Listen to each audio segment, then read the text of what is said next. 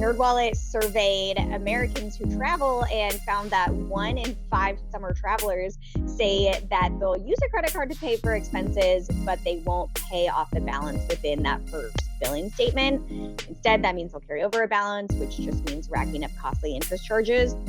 You're listening to IBKR's Census Security. Find more conversations at ibkrpodcast.com. Please remember, any trading discussions are for information purposes only and are not intended to portray recommendations. Please listen to further disclosures at the end of today's episode. Now, welcome to our show. Welcome back to the Sense of Security podcast. I'm Cassidy Clement, Senior Manager of SEO and Content at Interactive Brokers. Today, I'm your host for our podcast, and our guest is Sally French, travel expert at NerdWallet. It's summertime here in the U.S., and that means vacation season is in full swing. If you've taken a look at accommodation costs or flight tickets lately, you've probably seen high price tags. How can someone make a vacation work on any budget? And what ways can someone invest to see their savings grow, maybe in a vacation account? So we're going to discuss all that and more in today's episode. Welcome to the program, Sally. Thanks for having me. Sure. So since this is your first episode on our show, why don't you tell the listeners a little bit about your background in the industry and what you write about? I'm a travel expert at NerdWallet, which is exactly what it sounds like. I write about travel, and so I get to travel all over the world. I think the coolest place I've been is the Arctic Circle, which is definitely not a budget type vacation, but honestly, the budget type vacations are my favorite. The type of trip where you can do a whole family at Disney World for $1,000. That's kind of the trip that really gets me excited, because I know that's what Americans are saving for, and those trips can be expensive. They can be memorable, and hopefully not memorable because of the credit card debt that might go along with it. A lot of people who've done the Disney trip know that sometimes you get a little bit of a sticker shock. The happiest place on earth can sometimes be the most expensive. You never know what it's going to be like until you start doing all those add-ons. So just to jump right in here, we're starting to get into school getting done and spring break and summer's upon us. So here in the US, everybody's, gunning to go on a vacation. They just want to get out there, see some sunlight, get something exciting on the calendar. With our current economic state, though, in this country, it's also really tough because, as you said, a lot of people are on tight budgets. Inflation is really intense right now. So with this current economic state, why is it important to have some type of a savings vehicle or a vacation budget of some sort? And how soon should you create this budget if you're going on a vacation? That's absolutely right. Summer is coming up, which means hopefully you already have some sort of vacation budget. In fact, NerdWallet surveyed Americans who travel and found that 1 in 5 summer travelers say that they'll use a credit card to pay for expenses, but they won't pay off the balance within that first billing statement. Instead, that means they'll carry over a balance, which just means racking up costly interest charges. So NerdWallet definitely recommends that you have some sort of plan to save. And that's different for everyone, whether that's having a separate savings account purely for a vacation fund, or just planning on having a way to allocate that money, maybe purchasing various aspects of your vacation ahead of time. So you booked your flights 5 months ago and paid for it then, your hotels 3 months ago, and then you pay for those expenses, like meal expenses, actually during the trip. Whatever works for you to save. But it's important because vacation is coming up, and NerdWallet typically recommends, especially for a domestic trip, to book that flight 1 to 3 months in advance, which is definitely now.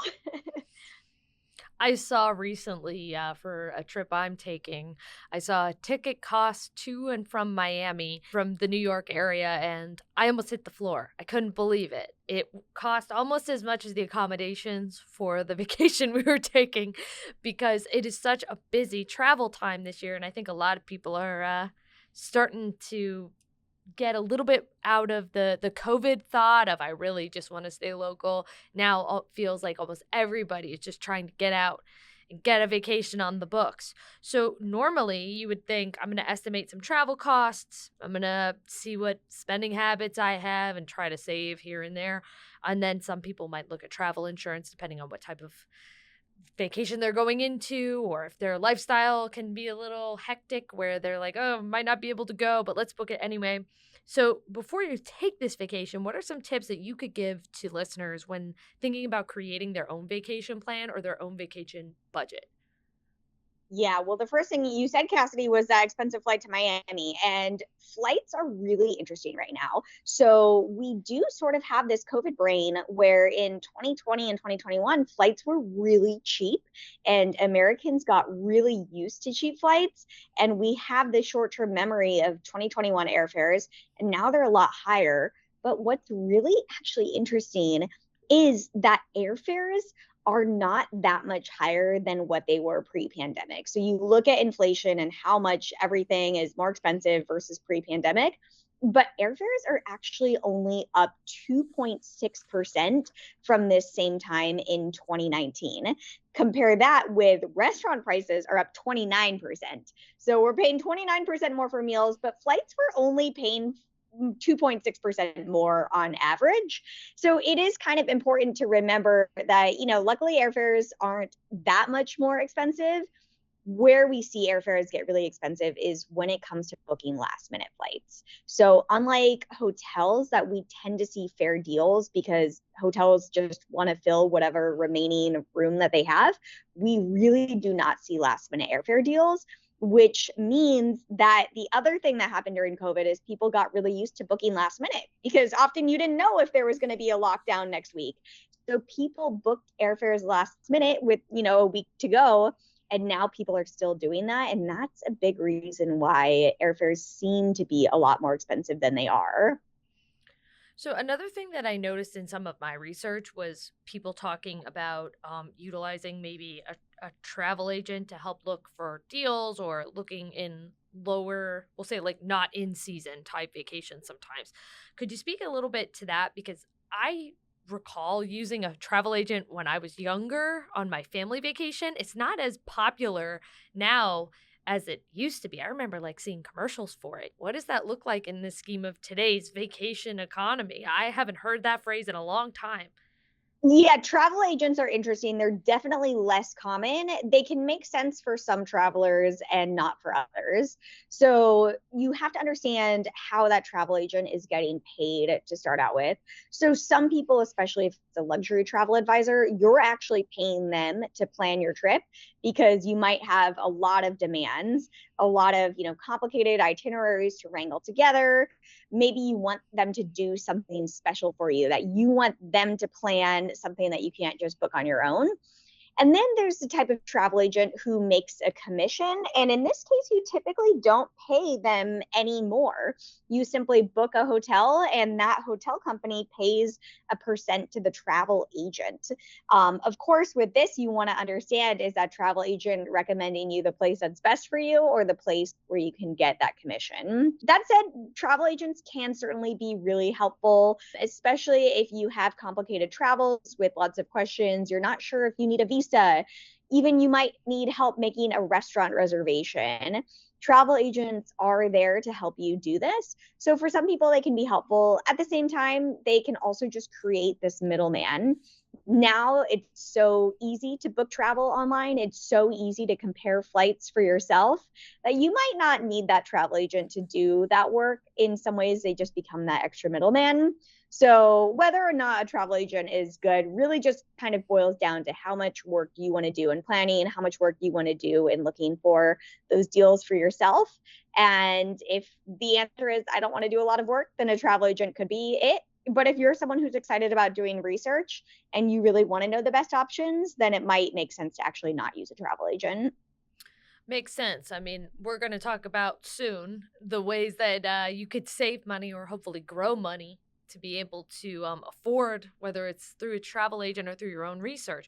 But before I get to that, one thing I haven't done myself, but I've always seen, is factoring in different travel insurance, whether it's a policy or I guess you could say coverage per trip. What are your opinions on that? And in scenarios like this where the expenses seem to be getting higher, is it like worth it from the insurance perspective, or is it kind of a balancing act of trying to make it work for what you're trying to visit on your vacation? Now, travel insurance is a really interesting one. So it's important to understand there's two types of travel insurance. There's kind of your standard travel insurance, and then there's something called cancel for any reason insurance. So that second one is exactly what it sounds like. No matter why you want to cancel, you can go ahead and do that. Typically, you still have to have some skin in the game.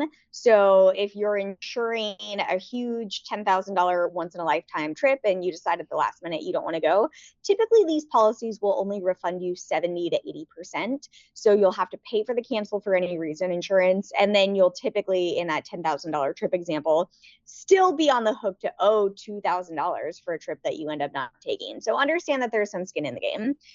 The more standard type of travel insurance is not canceled for any reason. They'll only give you your money back or some sort of coverage or compensation for very specific reasons. And a lot of people get tripped up because the reason they want to cancel is not covered. So of course, reasons vary by policy. A more comprehensive policy might be more lenient on the reasons.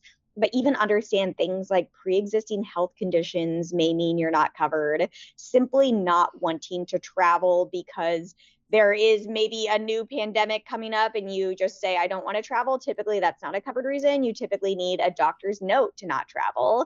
Even if you have just a little sneeze and you don't want to go on the trip, you're now going to have to go to the doctor's office to get a note for a little sneeze, which might not be worth it. So understand what's covered. What I will say on travel insurance is the best way to insure your trip if you're not sure that you want to pay for travel insurance, because this can be really expensive. It can be easily, over $1,000 for a higher end trip just for the insurance, is to pay for that trip on a credit card that offers travel insurance as a benefit. There are increasingly more credit cards these days that will offer very comprehensive travel insurance policies. And these cover all sorts of things. They cover lost luggage. So if you fly and your bags get lost and they don't arrive for 2 days, but you need to buy clothes and toothpaste for those 2 days, a good travel insurance policy will actually cover the cost of the toothpaste and the clothes that you bought for the 2 days. And so this is something that if you pay for the trip with your credit card, this is an included benefit. Now, it's typically only found on these more luxury credit cards that have multi-$100 annual fees. But you figure if you're going to pay $1,000 for travel insurance policy for your big bucket list trip, and the credit card has a $500 annual fee, that's actually better than paying $1,000 for the travel insurance policy. So don't overlook that. It's a good point. That's going to roll right into my next question. So we're talking about bundling some money together here to make it all worth it. What are some common investment facilitators, securities, etc., that people may flock to because it's in the right term or the right return for travel funds? I mean, no investment's guaranteed, of course, but what are some ideas of some of these areas that people tend to go to when it comes to a vacation savings account? Yeah, I wish I had my crystal ball that I could tell you the best way to invest to make your vacation possible. The most important thing is that you have some sort of plan to pay for that trip in a sense that you won't get hit with interest charges because you're paying for that trip after the fact. So keep in mind, according to NerdWallet's annual summer travel study, the average American says that they'll spend $3,500 on a vacation. And so have a way to pay for that. Now, there is one really compelling way that people pay for vacation, and that is with travel rewards points. So Americans earn these on credit cards, and then you can also earn points and miles just by frequent flying. But actually, credit cards, either in terms of their sign-up bonus or spending rewards, can be a really excellent way to pay for your vacation. The thing is, I would not consider credit card rewards an actual investment. A lot of people sort of sit on these rewards and they're sitting on, 5 million points that they're waiting to use, and then they're not sure when they're going to use them. I would not consider these points an investment because they don't grow. They don't increase in value. You can't invest them. In fact, they don't earn any sort of interest. And in fact, credit card rewards tend to just devalue all the time. And we're all very familiar with inflation, and points inflation is even more real than actual cash inflation. So do spend down those credit card points. That said, they can be an excellent way to pay for a trip. I'm going to Europe this summer, and I used a credit card that had an introductory offer where you had to spend, I think, $3,000 on the card and you got free hotel room nights, 5 free nights. And that's an amazing way when you figure a hotel room night costs $300 or $400 to really save on a vacation. So if we're looking at rewards, like you said, they're not perishable in a way, but they can fluctuate in value. And that's where if you do have that $1,000 that you said, all right, this is going to be my vacation fund, you might want to look into a high yield savings account, or maybe a CD for a short period of time, or maybe a savings bond, or if you are somebody who likes to do some type of short-term investment with a little diversification, it might work for you. It all depends on your scenario, but the biggest one is that rewards one, and people tend to look at that as an investment when you're right. It's not necessarily an investment, it's just a perk, and they're not going to totally grow for you in the way that some other types of accounts that are a little more traditional finance style will help. But that's also if you're lucky enough to look into them and invest in them in the right time frame. Some people, they book a vacation and it's 2 months from the day they book it, so it changes what their options are. But going into something else, what are some ways that users can create a budget and then hopefully stick to it when it comes to vacationing? Because like I said, some people use rewards, some people have the chance to invest for an account, some people don't. What are some ways that they can start to create a little bit of a spending plan? Yeah, so creating a vacation budget is interesting because a lot of people think airfare is going to be that big factor in a vacation. And sometimes it certainly is, especially if you're doing an international trip, if you're someone who likes to fly business class, then airfare can be a huge chunk of your vacation budget. But don't overlook those other costs. So there's hotel rooms, but there's not just hotel rooms. There are resort fees that tend to go with those. You might get hit with a pet fee. You might get hit with a parking fee. So understand those costs. Understand, are you going to have to rent a car? And rental car prices are one of the biggest stories that NerdWallet's looking at. In fact, we saw rental car prices hit all-time highs in the early years of the COVID pandemic because everyone was renting a car. Luckily, car rental prices are dropping, but they are still up 39% since the same month in 2019 before the pandemic. And then, of course, rental or restaurant prices are up 29%. Entertainment prices are up 22% since the pandemic. And these are all things that people sort of forget until they're actually there. So it's easy to say my flight costs X, my hotel costs Y, but factor in all those other costs. If it's a rental car and then it's parking and then it's tips and then it's restaurants and then fees on top of that, all those things are really important to factor into your budget. Yeah, and I think creating a budget ahead of time at least helps you get a general idea.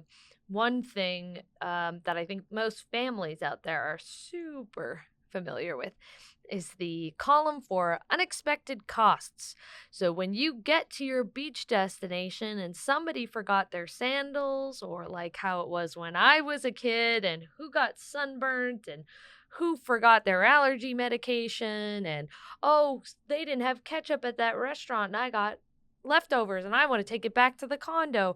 You got to have a budget for all of that too. Because in some places, it may be cash only, it may be credit card only.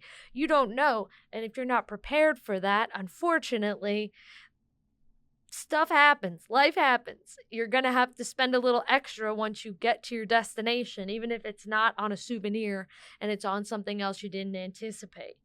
Absolutely. It always feels like sunscreen costs like 3 times as much as a beach town as if you had just bought it ahead of time at the normal store back at home. Absolutely. I bought sunscreen recently and I couldn't believe it. For a moment, I thought, is this a gallon of gas? It was not. It was just banana boat. But when it comes to these unexpected costs and then the like surprise fees that people don't realize, it almost feels like, you know, you get off the plane, you get to your destination and they're like, oh, this is the breathing fee. This is the look at the sun fee. This is the hold the door fee. There's a lot going on there. So what tips can you give to keep the costs down or manageable at any stage of the vacation research process, whether it's booking all the way to opening the front door on your way back home? You're right. It does feel like sometimes there is a breathing fee. It is wild. There are some really compelling ways that we find people paying for vacations. So one of them that's becoming more popular is all-inclusive vacations. And this is just one of these ways that it's something you pay for upfront. So that way, when you get there, you have very few expenses. That way, if the kids forgot the sunscreen, typically a good all-inclusive is going to have sunscreen. Things like that can really avoid those extra costs. Even we're seeing really compelling deals. I talked earlier about going on a Disney trip, and we're seeing at Walt Disney World, they're offering a deal this summer for Disney Visa card holders where you book a trip and you get a Disney dining plan.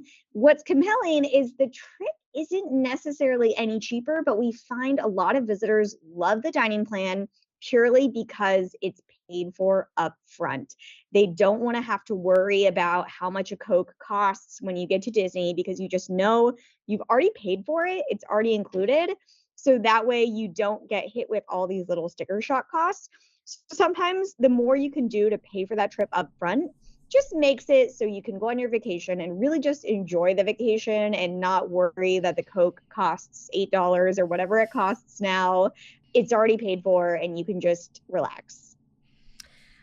I will say I've been to Disney a few times.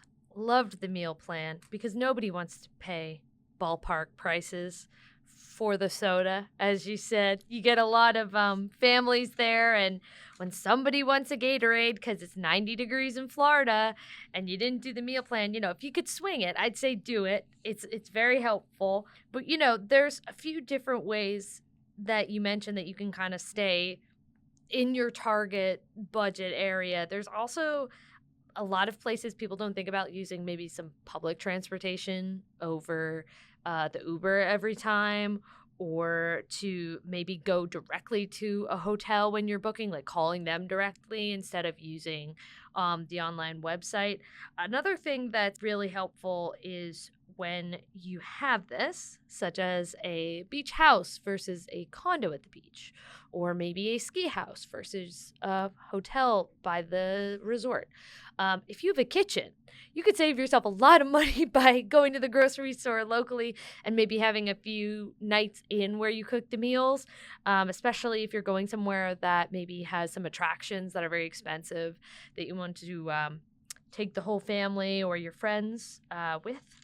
But, otherwise, and this is just me asking, are there any other ways that people can actually optimize their travel budgets, whether it's any apps or websites that you can talk about that maybe have some type of application or widget to help people plan out their vacation budgets? Yes, Cassidy, I have so many, and we're going to need 10 podcasts to talk about all of them. But NerdWallet's really best tip for traveling is to simply be flexible. Now, I realize this isn't possible for everyone, especially if you're on a tight schedule, but sometimes adjusting your trip dates by just a day or two can save you a ton of money. And one of the easiest ways to understand this is using Google Flights. Google Flights has a really compelling cost calendar, and you can see flights for every single airline compared, and it displays them on a calendar. And sometimes you'll see a flight out on one day is $349, and then the day after it's $149. Now times that by your whole family, and that is hundreds of dollars in savings. And another thing that goes along with being flexible on the dates is being flexible on the airport. So there are some cities that are served by multiple airports. Chicago has Midway and O'Hare. Even San Francisco is often closer accessed by Oakland Airport. And so with Google Flights, you can actually compare flights in and out of multiple airports.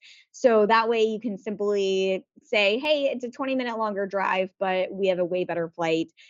That's an excellent tool that you can use. Even if you can adjust your location, if you're trying to go to Europe, you might have your heart set on flying into, let's say, France, but can you get an amazing flight deal to London and then maybe spend one night in London, take the train into France? Whatever you can do to be flexible is really going to help you save money. Public transportation. There you go. You said it right. So it works out. Well, thank you so much for joining us, Sally. I hope you enjoyed the conversation. Reach out anytime. Let's travel. Awesome. So as always, listeners can learn more about an array of financial topics for free at IBKRcampus.com. Follow us on your favorite podcast network and feel free to leave us a rating or review. Thanks for listening, everyone. Thanks for listening to IBKR's Census Security. As always, there's more content at IBKRpodcast.com. And if you're interested in learning more about interactive brokers, visit IBKR.com. We offer more trading education content such as webinars, market commentary, market-related courses, and quant-related articles at IBKRcampus.com. The analysis in this material is provided for information only and is not and should not be construed as an offer to sell or the solicitation of an offer to buy any security. To the extent that this material discusses general market activity, industry or sector trends, or other broad-based economic or political conditions, it should not be construed as research or investment advice. To the extent that it includes references to specific securities, commodities, currencies, or other instruments, those references do not constitute a recommendation by IBKR to buy, sell, or hold such investments.